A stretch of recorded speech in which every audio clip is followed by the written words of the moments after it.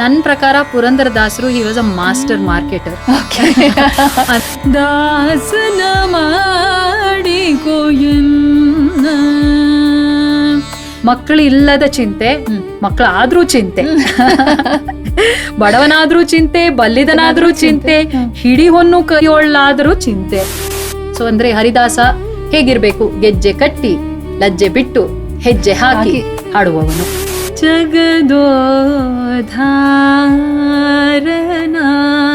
ಒಟ್ಟಲ್ಲಿ ನಮ್ ಜೀವನನ ಹೇಗ್ ನಡೆಸ್ಬೇಕು?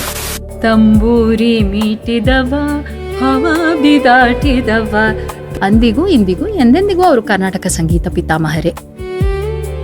ಮರಿದೆ ನೋಡಿ 100ಕ್ಕೆ 100 ಕರ್ನಾಟಕದ ಎಪಿಸೋಡ್.